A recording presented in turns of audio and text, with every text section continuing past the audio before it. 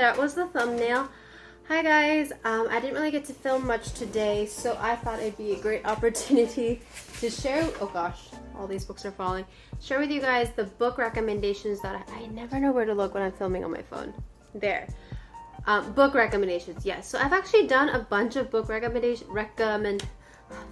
please bear with me, it's been a long day. I've actually done a few book recommendations already this year. I will link those videos down in the description box down below. So for those books that I've mentioned in those videos, I'm not going to go into too much depth here, but I do have 3 more new book recommendations here.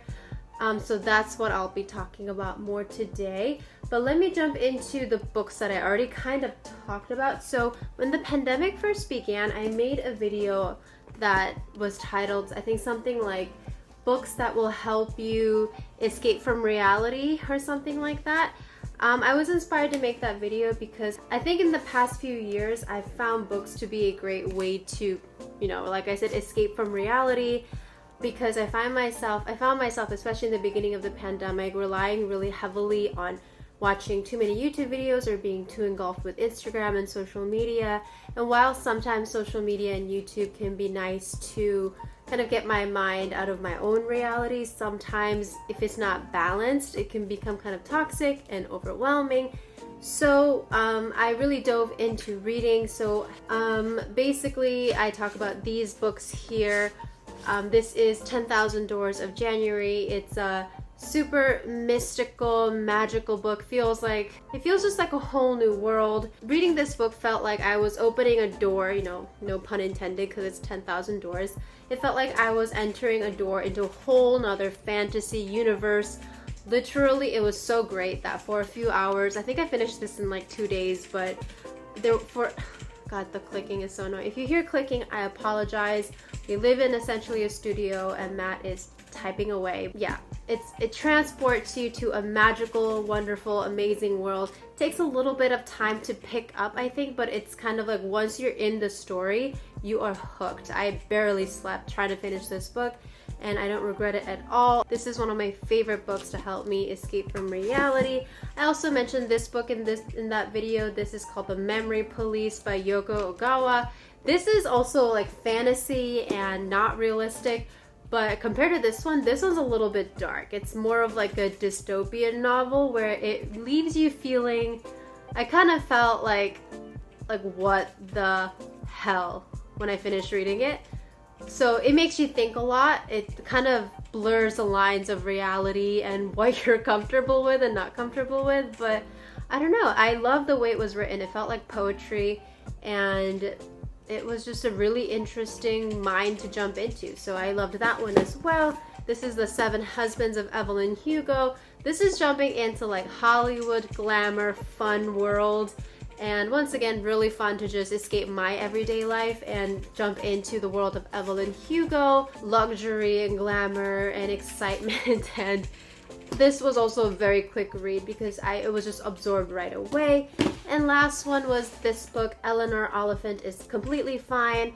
This one is kind of harder to explain, but I think it's actually definitely one of my favorite books I've read in my life, just because the way it was written, and also Eleanor, the main character, she's just so charming. And I believe this book is going to be made into a movie, so I'm really excited about how they're going to interpret it.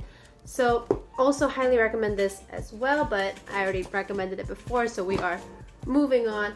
And then another book recommendation video I made this year was actually in like me answering all of your questions video. That is also linked down below. And one of the many questions that I get from you guys, whether in the comments or in Instagram DMs, is do you have any social work or therapy related books that you would recommend? So I recommended these 5 in that video. So if you want more of like an in-depth talk, go to that video. But I will just, talk about them real quick again. So first one is by Lori Gottlieb, Maybe You Should Talk to Someone. This is actually the most recent like therapy, social work book that I read. And I was really resistant on reading this at first because this was when I was at the depths of my unemployment and I was feeling really, really unmotivated and down. And I was like, either reading this book is gonna make me feel really more depressed, or it's gonna motivate me and remind me of why I'm in the field in the first place. And that's exactly what it did. was such an inspirational read. Lori Gottlieb is an LMFT, a therapist. Oh, God. I do apologize. This is what happens when you are married to a gamer. Let's try to ignore it and keep going, which is usually what I do with my life. It's a great book. It did really motivate me. It's a really easy read. She's a great writer. It's a great book, so I recommended that one. This one, Just Mercy by Bryan Stevenson, is really hitting on like the social justice aspect of social work, and really glad I read it. It talks about Bryan Stevenson, who is he is a lawyer who works to represent many clients who are on death row, and there's like historical accounts of how the system has been just so corrupt throughout the years, and how there's so many innocent lives that kind of slipped through the cracks and ended up, you know, losing their lives because of it. And it's really heart-wrenching. I had to take breaks a few times while reading this because, I mean, that's a privilege in itself. I get to take a break. When the people in this book, this is their lives, they cannot take breaks from their reality. So very much acknowledge my privilege in that. But it was so important to read through this. I knew I had to read this book. So it was very educational, very compelling book, really taught me so much about the realities of just the criminal justice system. And yeah, definitely recommend this one. And then I spoke about The Body Keeps the Score, Brain, Mind, and Body, and the Healing of Trauma. I think when you're in the mental health field, trauma can be kind of like a trigger word where you hear it a lot. And at least for myself as a clinician, I was very I felt a lot of imposter syndrome when treating trauma because it's just so deep rooted and takes a lot of work on the part of the therapist and also the person who is going through the therapy process. But this book was great because it explains so many different aspects of trauma, like the neurological aspects. There's like literally diagrams of people's brains in here. There's anecdotal examples here as well of how people who live through trauma like realize that they are traumatized, what PTSD looks like and feels like to different people. I think this is written in the way of like a regular book, but it really feels like a textbook to me, and I've read it through twice at this point, and I think I will continue to read through this book all throughout my life and my career to really ground myself in the work of healing when it comes to PTSD, and I've just learned so much through this, so really love that book. Another book I recommended is Danger to Self. This is pretty much an inside view of a ER psychiatrist and what it's like, what his career and life has been like working as an ER psychiatrist. Once again, he's a wonderful author, and I think he worked at UCSF, and I bought this book at like some random small used bookstore in San Francisco, so I don't know, I was just like, I had no idea I would enjoy this book so much. I was just waiting for someone that day, and I happened to walk into a bookstore, and I was like, sounds interesting, I'll get it. And it was super eye-opening. ER psychiatrists, just anyone that works in the ER, just, I don't know how they do it. It's a lot. But I've learned quite a lot through this, and it was a very unique window into a pretty niche and not as well-known sphere in the mental health world, I think. So, Danger to Self.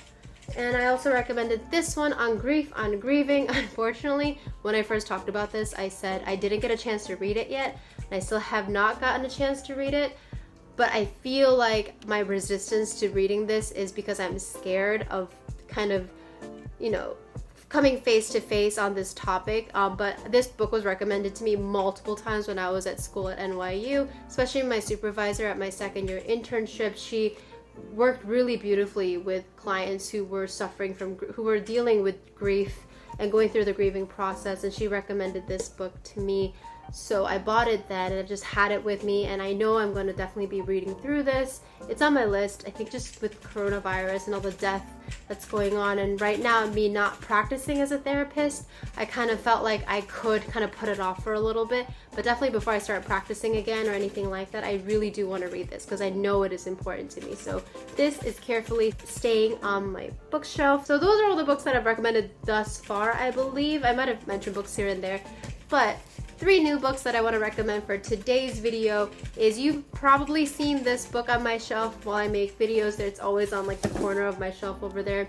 It's called Pachinko, a powerful meditation on what immigrants sacrifice to achieve a home in the world. Pachinko confirms Lee's place among our finest novelists. This is a beautiful novel, and it might feel a little niche, but it's going into the lives and stories of Koreans who lived in Japan. It's been a little bit since I read this, so I'm just making sure that I am, explaining it the right way. But it's basically Korean refugees that lived in Japan during the Japanese occupation, and how these refugees learned to assimilate and cope living in Japan. And so I do this usually when I recommend books. So let me read a little bit about what this book is about. History is seldom kind. In Min Jin Lee's best-selling magisterial epic, 4 generations of a poor, proud immigrant family fight to control their destinies, exiled from a homeland they never knew. In the early 1900s, teenage Sunja, the adored daughter of a crippled fisherman, falls for a wealthy stranger at the seashore near her home in Korea. He promises her the world, but when she discovers she's pregnant and that her lover is married, she refuses to be bought. Instead, she accepts an offer of marriage from a gentle, sickly minister passing through on his way to Japan. But her decision to abandon her home and to reject her son's powerful father sets up a dramatic saga that will echo down through the generations. Richly told and profoundly moving, Pachinko is a story of love, sacrifice, ambition, and loyalty. From the bustling street markets to the halls of Japan's finest universities to the pachinko parlors of the criminal underworld, Lee's complex and passionate characters, strong, stubborn women, devoted sisters and sons, fathers shaken by a moral crisis, survive and thrive against indifferent arc of history. Yeah, there's a lot in this book. There's familial love, there is romantic love, there's just generational trauma and loyalty that comes with, a lot of Koreans like to say blood is thicker than water, and Koreans feel very proud of our heritage and our history, especially because it is so sad a lot of the times. We've always had a lot of struggles in our history when it comes to relationships in East Asia with China, and obviously with Japan with the colonization of Korea. So it was a really good book. Whether you're interested in Koreans or not, whether you care at all, it is just a really well written book, and it was a really great story. So would highly recommend that. This book, I need to read it again because the first time I read it, I cried my eyes out. This book is written by a doctor who realizes that he has cancer, I believe. Yeah, stage 4 lung cancer. He is a neurosurgeon, Paul Kalanithi. The doctor was diagnosed. One day he's a doctor treating the dying, and the next he was a patient struggling to live. It's his narrative, and he kind of talks about what makes life worth living in the face of death. What do you do when the future, no longer a ladder towards your goals in life, flatten out into a perpetual present? What does it mean to have a child, to nurture a new life as another fades away? These are some of the questions Kalanithi wrestles with in this profoundly moving, exquisitely absurd memoir. Dr. Kalanithi's way with words is just so moving and incredible, and so philosophical and profound as he kind of questions his own mortality and what it means. And I don't want to spoil it too much, but I mean, clearly if it's about cancer and death, there are tears involved. I cried so much reading this book, and it's just so special. It's one of those books that I feel like even when I pick it up and hold it in my hand, I kind of hold it in a really gentle, careful way, because the words and the story are just so precious. So I would highly recommend When Breath Becomes Air. Last but not least, maybe I should have ended this with this one. I also like this book too. It's called The Subtle Art of Not Giving an F. And you've probably seen this book around a lot on your recommendations list, or just, chilling at a Barnes & Noble. It's a counterintuitive approach to living a good life. I think it's worth a read. A lot of the times with these books, I feel like they could feel a little cliche, motivational books could feel a little bit cliche, but there's a reason why over 1 million copies were sold. I like the way the guy writes. It's really kind of brash and bold, and it's not pretty butterfly language. He just kind of says it how it is. The greatest thing I could say about reading books is when there are lasting lessons that you can remember from certain books.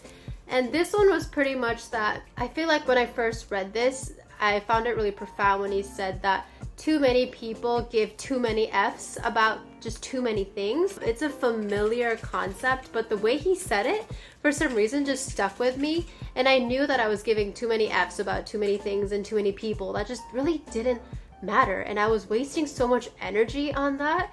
So not that this book itself transformed me in that sense, but I think this book was one of the many different elements that came into play a few years ago when I really just stopped giving so much of a fuck about people and things that are out of my control and that don't care about me, and I just stop expending so much energy on things that are not good for me. So I think it'll be a great book to start the year with, like kind of some bold truths that you might want to hear. So Subtle Art of Not Giving Enough, I would recommend it. So those are my book recommendations. Once again, the freaking clicking, I do apologize. This is what happens when you have roommates, right? You just have to coexist and whatnot. So I hope you enjoyed those book recommendations. I'm slightly losing my voice. Oh my god, I made tea and I didn't even drink it. I hope you enjoyed these book recommendations. I love reading. It's such a great escape for me. These days I've been kind of tired, but I started reading Obama's biography, memoir. I think that's it for today's Yeonnimas. Thank you for tuning in to my book recommendations. I hope you had a wonderful, beautiful day. I hope you guys are staying safe. Anyway, I'll see you guys tomorrow. Bye.